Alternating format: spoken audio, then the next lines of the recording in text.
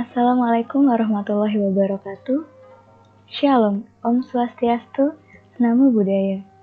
Semoga para pendengar semua sedang dalam kondisi sehat saat ini dimanapun berada. Alhamdulillah, puji syukur kehadirat Tuhan Yang Maha Esa, karena pada hari ini kita masih diberikan kesempatan dan kemudahan melaksanakan proses pembelajaran meskipun masing-masing diri berada pada jarak yang jauh, sehingga harus melaksanakan pembelajaran melalui via dalam jaringan atau yang biasa kita sebut dengan daring. Pada kesempatan kali ini, kami sebagai kelompok penyaji akan mempresentasikan materi unsur-unsur semantik dan pendekatan dalam kajian aspek makna.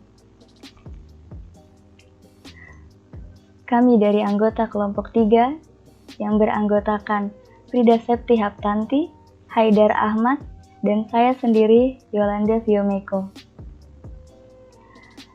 Sebelum kami memulai proses presentasi pada hari ini, alangkah baiknya apabila kegiatan kali ini kita awali dengan berdoa, agar ilmu yang kami sampaikan dapat menjadi berkah dan bermanfaat bagi kehidupan para pendengar semua.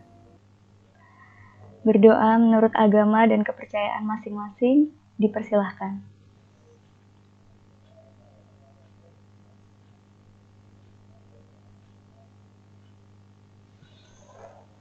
Berdoa selesai.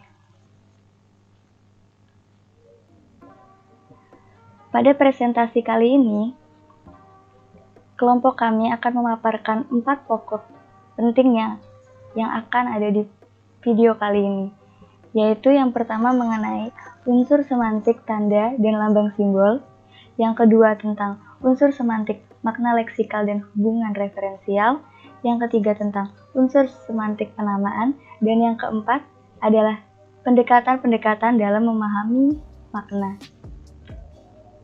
Langsung saja kita mulai dengan topik pertama.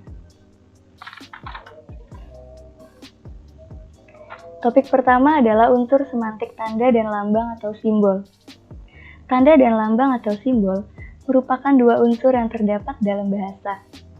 Apa sih tanda dan lambang atau simbol itu?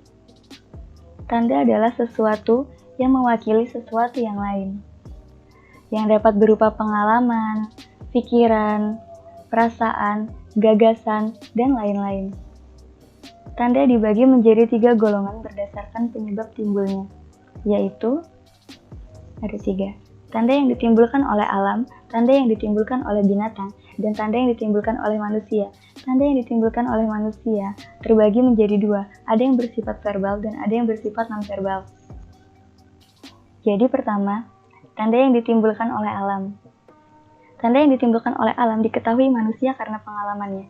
Contohnya, hari mendung, tanda akan hujan, atau langit mendung, langit yang gelap, tanda akan turunnya air hujan. Yang kedua, hujan terus-menerus dapat menimbulkan banjir. Apabila hujan terus-menerus, itu bisa kita sebut dengan menandakan bahwa sebentar lagi genangan air akan semakin tinggi dan terjadi banjir. Yang kedua, tanda yang ditimbulkan oleh binatang. Tanda yang ditimbulkan oleh binatang diketahui manusia dari suara binatang tersebut. Contohnya adalah anjing penjaga rumah yang menggonggong, tanda apabila ada yang masuk ke dalam halaman rumah. Yang kedua, serigala yang melolong, tanda bahwa hari sudah malam. Yang ketiga ada tanda yang berasal dari manusia, yaitu ada yang verbal dan ada yang non-verbal. Tanda yang verbal adalah tanda yang dihasilkan manusia melalui alat-alat bicara. Dan tanda yang bersifat non-verbal adalah tanda yang dihasilkan oleh anggota badan atau body gesture, seperti yang biasa kita sebut dengan bahasa isyarat. Contohnya adalah acungan jempol yang bermakna hebat, anggukan kepala yang bermakna ya, gelengan kepala yang bermakna tidak, membelalakan mata yang berarti heran, terkejut, atau marah, dan lain-lain. Yang kedua yang termasuk non-verbal adalah yang dihasilkan melalui bunyi atau suara. Seperti contohnya, bersiul yang bermakna memanggil, menggoda atau gembira, menjerit yang bermakna sakit, dan berdehem yang bermakna menegur halus dan lain-lain. Sementara, simbol atau lambang adalah suatu tanda yang hubungan antara tanda dan denotatumnya ditentukan oleh suatu peraturan yang berlaku umum. Misalnya, lambang bendera merah putih, simbol tanda dilarang parkir, dan simbol burung Garuda, di mana semuanya bermakna menjurus ketika kita berbicara, kita akan langsung membayangkannya. Tanda dan lambang atau simbol dikembangkan menjadi sebuah teori yang dinamakan semiotik. Semiotik merupakan ilmu yang secara sistematis mempelajari tanda-tanda, lambang-lambang, sistem-sistem lambang, dan proses-proses pelambangan. Semiotik mempunyai 3 aspek, yaitu aspek sintaksis, aspek semantik, dan aspek pragmatik. Aspek semiotik merupakan studi tentang relasi yang seringkali tertuju pada pencarian peraturan-peraturan yang pada dasarnya berfungsi secara bersama-sama. Sintaksis semiotik tidak dapat membatasi diri dengan hanya mempelajari hubungan antar tanda dalam suatu sistem yang sama. Sejauh perhatian utama kita ditujukan pada hubungan antar tanda, maka kita bergerak dalam bidang sintaksis semiotik. Atau, dengan kata lainnya, sintaksis semiotik berhubungan dengan gabungan tanda-tanda atau susunan tanda-tanda. Yang kedua, ada semantik semiotik. Semantik semiotik merupakan penelitian yang tertuju pada hubungan antar tanda dan denotatumnya. Juga interpretasinya. Atau dengan kata lain, semantik semiotik berhubungan dengan tanda-tandanya atau objek-objek yang diacunya. Yang ketiga adalah aspek pragmatik. Jika yang menjadi objek penelitian adalah hubungan antara tanda dan pemakaian tanda, maka kita memasuki bidang pragmatik semiotik. Pragmatik berhubungan dengan asal-usul, pemakaian, akibat pemakaian tanda-tanda di dalam tingkah laku berbahasa. Lalu kita masuk ke dalam materi kedua, yaitu unsur semantik, makna leksikal, dan hubungan referensial. Unsur leksikal adalah unit terkecil di dalam sistem makna suatu bahasa dan dapat dibedakan dari unit kecil lainnya. Leksem merupakan unit abstrak yang dapat terjadi dalam bentuk-bentuk yang berbeda dalam kenyataan kalimat.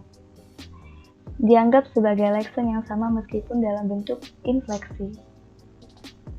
Lalu ada makna leksikal, merupakan unsur tertentu yang melibatkan hubungan antara makna kata-kata yang siap dianalisis.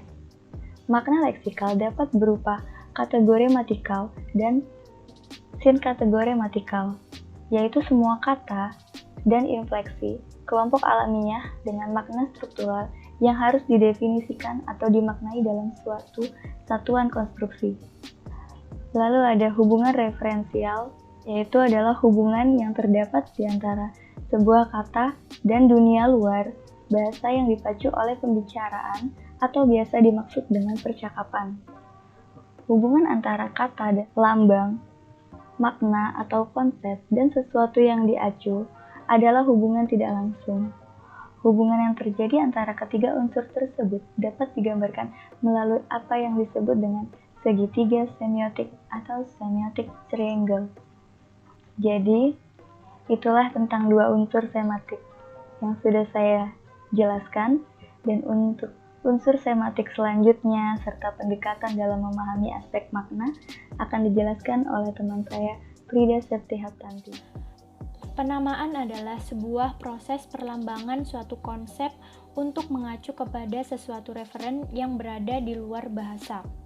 Menurut Krida Laksana, penamaan adalah sebagai proses pencarian lambang bahasa untuk menggambarkan suatu objek, konsep, proses, dan lain sebagainya. Biasanya dengan memanfaatkan perbendaharaan yang ada, antara lain dengan perubahan-perubahan makna yang mungkin atau dengan penciptaan kata ataupun kelompok kata. Nama-nama itu sendiri merupakan kata-kata yang menjadi label oleh setiap makhluk hidup, benda, aktivitas, dan peristiwa lain di dunia. Anak-anak tentu saja mendapat kata-kata dengan cara belajar dan menirukan bunyi-bunyi yang mereka dengar untuk pertama kalinya. Nama-nama itu muncul akibat dari kehidupan manusia yang kompleks dan beragam. Oleh karena itu, penamaan suatu benda di setiap daerah atau di lingkungan kebudayaan tertentu pastinya tidak semuanya sama dan berbeda. Misalnya saja, kata padi dalam bahasa Indonesia, pare dalam bahasa Sunda, dan pale dalam bahasa Gorontalo. Pendekatan dalam memahami makna. Alston menyebutkan ada 3 pendekatan dalam teori makna yang masing-masing pastinya memiliki dasar pusat pandang yang berbeda-beda juga. 3 bentuk pendekatan tersebut adalah pendekatan referensial, ideasional, dan behavioral. Yang pertama, dalam pendekatan referensial, makna diartikan sebagai label yang berada dalam kesadaran manusia untuk menunjuk dunia luar. Pendekatan referensial ini lebih menekankan pada fakta sebagai objek kesadaran pengamatan. Dalam pendekatan ini, makna merupakan hubungan antara referens dan referen yang dinyatakan lewat simbol bunyi bahasa. Reference ditempatkan dalam hubungan kausal dengan simbol dan referen, sedangkan antara simbol dengan referen tidak memiliki hubungan langsung. Dengan demikian dapat dinyatakan bahwa jika makna sebuah ujaran adalah referennya, maka ujaran yang mempunyai makna pasti mempunyai referen. Jika 2 ujaran mempunyai referen yang sama, maka ujaran itu mempunyai makna yang sama pula.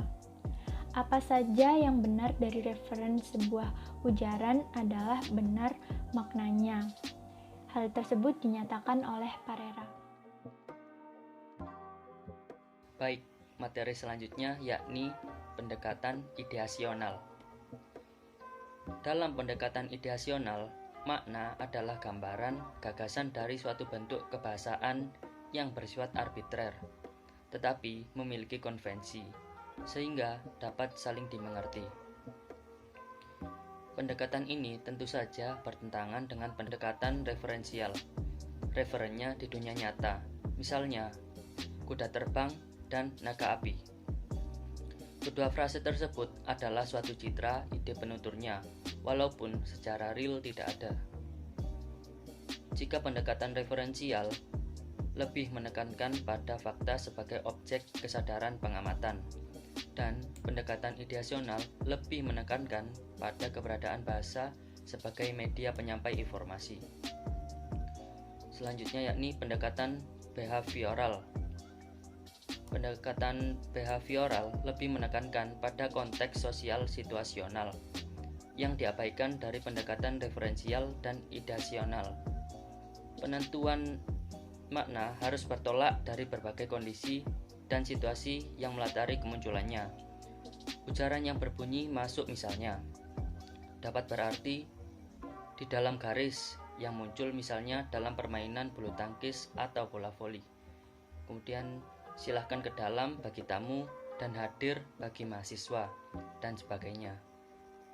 Pendekatan behavioral seolah mengisyaratkan bahwa sebuah kata atau simbol ujaran tidak mempunyai makna jika ia terlepas dari konteks situasi. Sekian dari kami, kurang lebihnya mohon maaf. Wassalamualaikum warahmatullahi wabarakatuh. Terima kasih.